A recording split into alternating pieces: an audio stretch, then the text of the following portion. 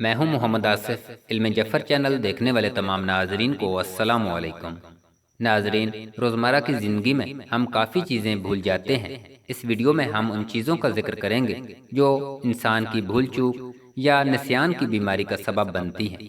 رسول اکرم صلی اللہ علیہ وآلہ وسلم نے امام علی علیہ السلام کو نصیحت کرتے ہوئے فرمایا، اے علی، 7 چیزیں بھول چوک اور نسیان کا سبب بنتی ہیں: کھٹا سیب کھانا، ہرا دھنیا کھانا، پنیر اور چوہے کا بچا ہوا کھانا، قبر کے کتبے پڑھنا، 2 خواتین کے درمیان چلنا، جوؤں کو مارے بغیر پھینکنا، گدی کے گڑے میں رگ کھلوانا اور ٹھہرے ہوئے پانی میں پیشاب کرنا۔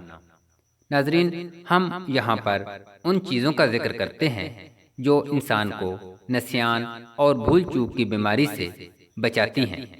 رسول اکرم صلی اللہ علیہ وآلہ وسلم فرماتے ہیں، 5 چیزیں نسیان سے بچاتی ہیں، یعنی انسان کی جو بیماری ہے بھول چوک کی، چیزیں رکھ کر بھول جانا، تو اس بیماری سے یہ 5 چیزیں بچاتی ہیں اور حافظے میں اضافے کا سبب بنتی ہیں اور بلغم کو ختم کرتی ہیں، جن میں مسواک کرنا، روزہ رکھنا، قرآن پاک کی تلاوت کرنا، شہد کھانا، کندر کھانا۔